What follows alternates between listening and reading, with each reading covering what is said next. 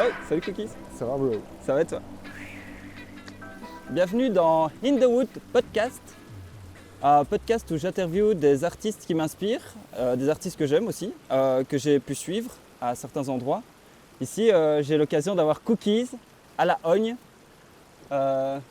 C'est lui qui nous montre ce super endroit. C'est là où il vient se ressourcer. Cookies, c'est un auteur, compositeur, musicien, touche à tout, un DIY boy. Je l'ai suivi pendant 1 an et demi pour sa tournée pour Rigoles, qu'il a fait, donc l'album qu'il a fait avec BRC. Et donc bonjour Cookies, Salut, bro. ça va? Ouais, ça va. Ça va? On est bien, on est posé.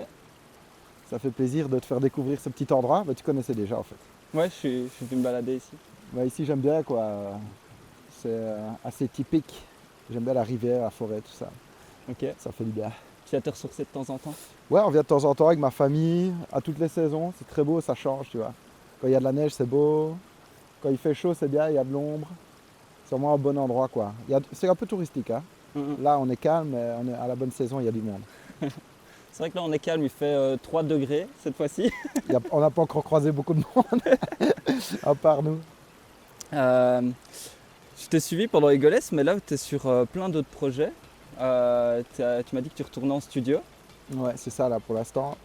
Tu... Période de création. On a bien tourné avec Igoles, donc t'en parlais, la tournée, les concerts, t'as fait d'ailleurs une super vidéo Merci. qui retrace tout ça.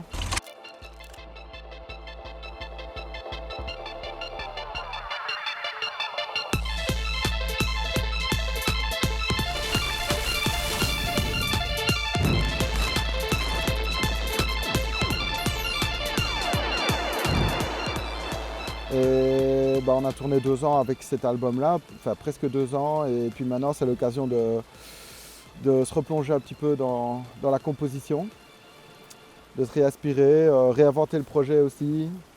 Du coup, là pour mon anniv, je me suis payé un enregistreur Yamaha cassette multibord.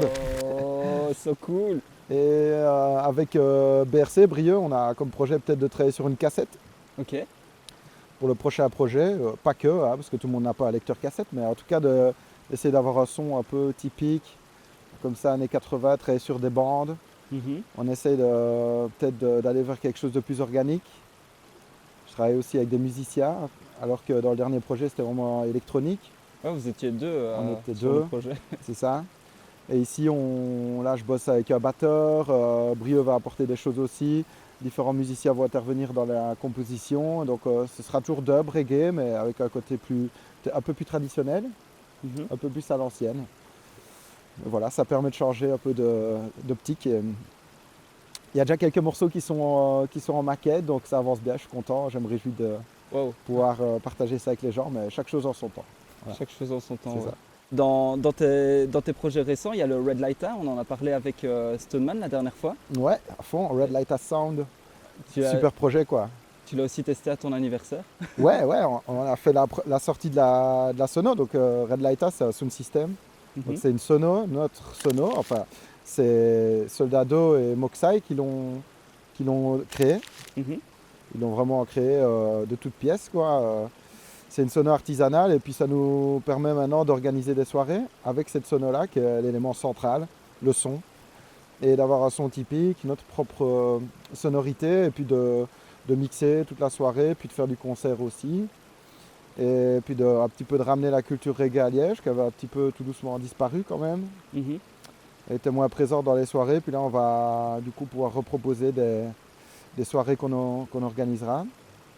La première, c'était le 25 janvier, c'était terrible, on s'est trop bien marré. Ouais, c'était cool et le souplex était vraiment plein à craquer. C'était rempli, Ouais, on était vraiment serrés. chouette. Big up à tous ceux qui sont venus. On a eu passé un bon moment. Donc voilà, avec Red Lighter, on va pouvoir proposer une formule où on vient avec la sono, on crée nos événements, mais on va aussi aller dans des événements qui existent. On nous a déjà demandé d'ailleurs pour certains événements de participer, poser la sono quelque part et puis et jouer plusieurs heures, voire une journée, une soirée, et proposer un petit moment reggae, musique jamaïcaine, quoi, Mhm. Trop bien, typique. trop bien. En plus, ça va vous permettre de développer le sound system et de développer Ouais, ben, ça va nous permettre aussi d'inviter des gens, des artistes, ce qu'on faisait beaucoup à l'époque d'Atomic Spliff. On n'a plus trop eu l'occasion de le faire, puis là, ben, avec les événements qu'on va organiser, on va pouvoir aller chercher des collectifs, des DJ, faire des meetings avec d'autres sons aussi qui peuvent venir et faire intervenir des artistes qu'on aime bien, créer des rencontres. Ça, c'est un des aspects que j'apprécie dans la musique, quoi. Ouais, c'est pour ça que tu fais du son. Notamment, ouais. D'ailleurs, je me suis assez souvent posé la question, comment tu as mis un pied dans la musique? Bah écoute, mes premiers pas dans la musique, c'était avec le beatbox. Ok. J'étais en primaire toujours, je faisais du beatbox avec mon pote Sylvain. Et j'avais pris un enregistreur Fisher-Price de mon petit frère, Ok. tu sais, avec le petit micro et la cassette. Et Ouais. j'avais enregistré une cassette de beatbox. Allez! Je la retrouve pas, c'est dommage. C'est Mais dommage, ouais. je me souviens, ça c'est mon premier enregistrement. Ok. Mais j'étais en primaire, hein, je devais avoir même pas 12 ans, quoi, entre 10 et 12 ans. Et tu sais, pendant les excursions en bus, en car, on allait à Liège ou quoi. Nous, on faisait un peu le show dans le car, quoi. On faisait du beatbox, tout. Ça chauffait les gens. Et c'est un peu mes premiers pas dans la musique. Et puis après, c'est à l'adolescence que j'ai recommencé un peu à rapper, écrire des textes et tout. Et c'est après, à l'âge adulte, que ça s'est plus concrétisé, quoi. Mhm. Là, c'est ton activité principale. Ben, la musique, l'art est mon activité principale, mais de différentes manières. Je suis Ouais. aussi animateur, donc c'est toujours artistique, mais c'est plus de la transmission, du partage avec des enfants, des ados. Mhm. Je travaille pour une ASBL qui s'appelle le Cépage à Liège et on fait des animations. Et là, de nouveau, c'est faire de la musique ou de l'art plastique, mais avec des publics de jeunes, d'enfants. J'aime beaucoup ça. Et j'ai aussi un spectacle aux jeunesses musicales, où je fais des concerts dans les écoles, Ouais, tu fais ça avec Haroun. avec Aaron Baxter, ouais. Ouais. Baxter Lewis. Et puis alors, il y a la musique, voilà, reggae, dub et tout ça, quoi. Donc, Ouais, plusieurs boulots différents autour de l'art, on va dire, quoi.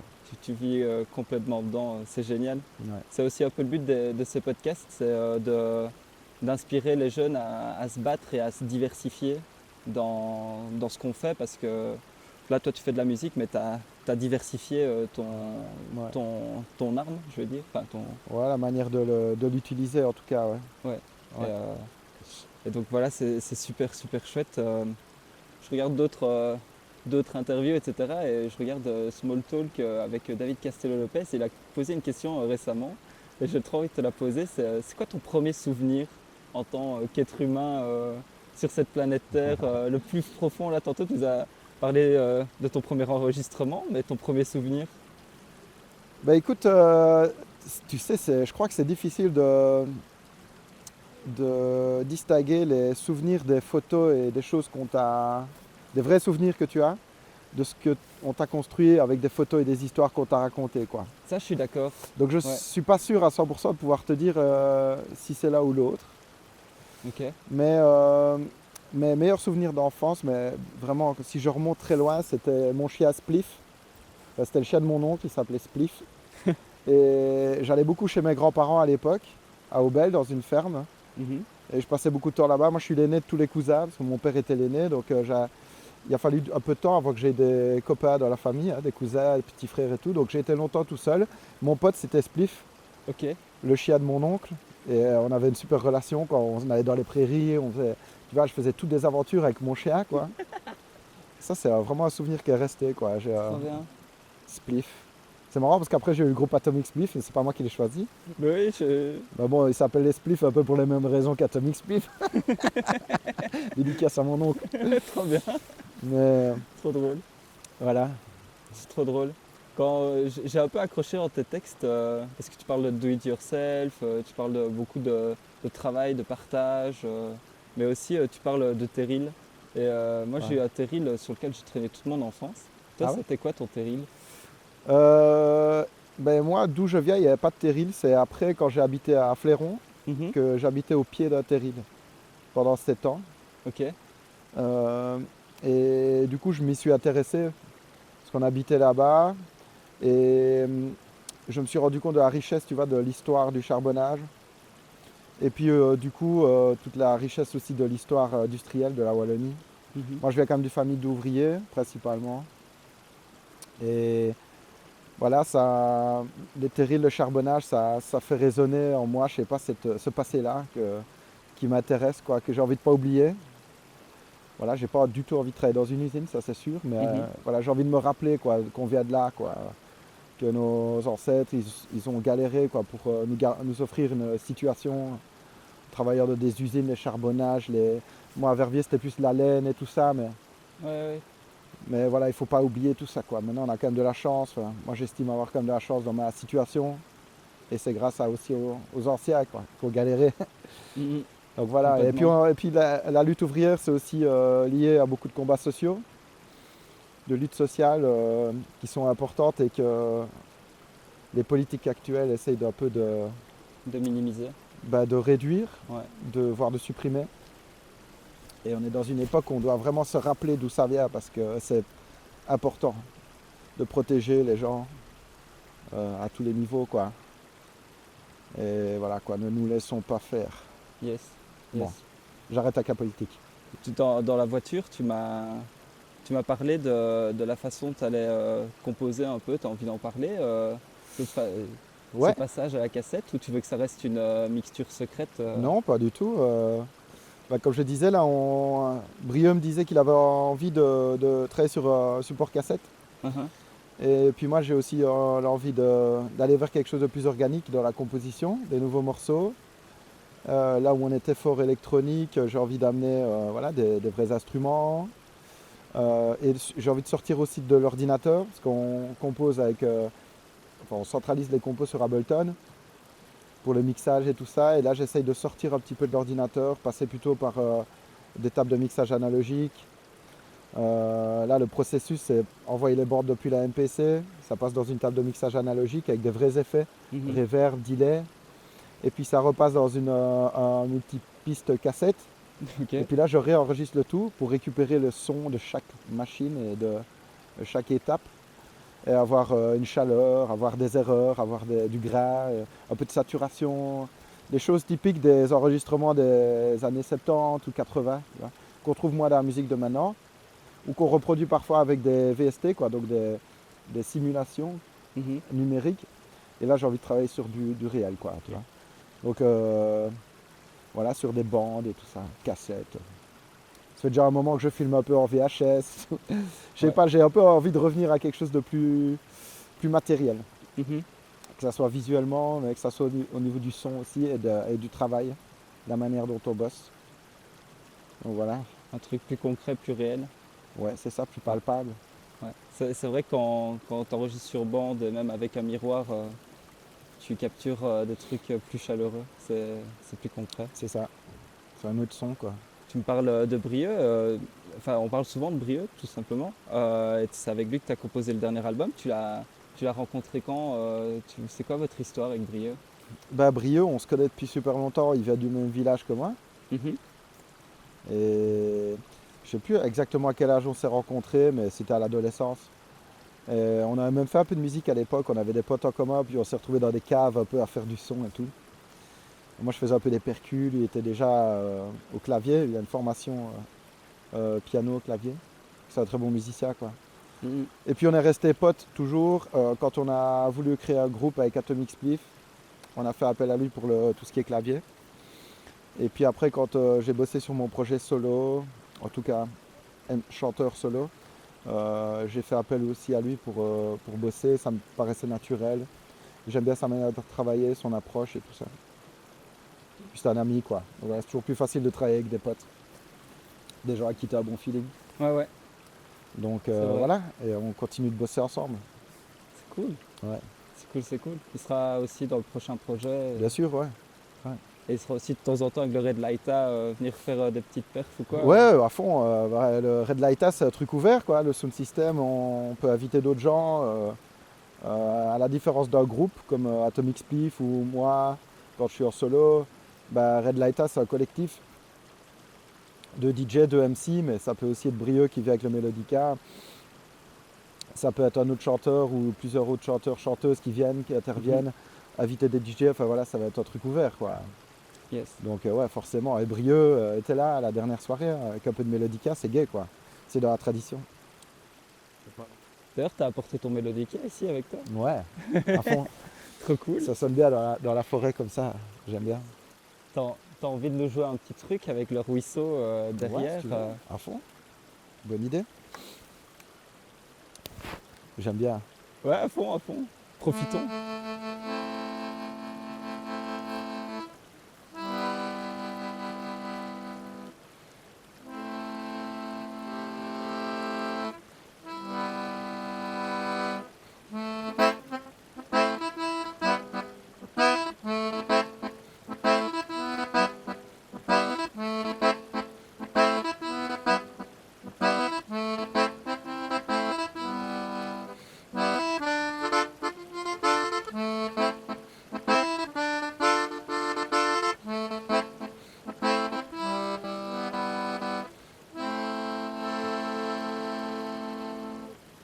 Boum. Yeah, yeah, yeah. Trop bien. Ouais, c'est gay le mélodica. C'est super cool. C'est sur batterie, sur pile? Génial, hein, c'est un truc en plastique. Tu souffles dedans. Allez. Ouais, c'est juste l'équivalent d'une flûte, on va dire, Waouh, trop avec un chouette. clavier. Ah, j'ai toujours cru qu'il y avait une C'est batterie, moi, dedans. totalement acoustique. Si je souffle pas, il n'y a rien qui se passe, tu vois. C'est le Mhm. vent et des lamelles et ça joue des notes, quoi.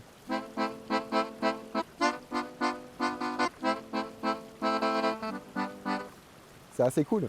Chercher un peu des accords, des mélodies, et puis c'est très présent dans le reggae, dans la dub aussi. Il y a un artiste très connu qui s'appelle Augustus Pablo, Mhm. qui composait tout ça, qui mixait, mais qui jouait sur scène du mélodica. Et il a fait des albums entiers. Augustus Pablo, faut aller checker, c'est incroyable. Ok. Mystique. Mystique. Ouais, c'est mystique à fond. Trop bien, merci. Ouais. D'ailleurs, on parle d'aller checker. Faut aller checker tes réseaux. Je mets les petits réseaux sur l'image. Ah ouais, c'est cool. Comme Bah, dans les vrais podcasts. bien sûr, il faut aller. C'est là que je poste les actualités quand il y en a. Voilà, j'essaie d'être actif sur les réseaux, même si c'est pas trop mon truc. Il faut quoi, c'est par là qu'on communique. Donc allez checker Daddy Cookies, Instagram, Facebook,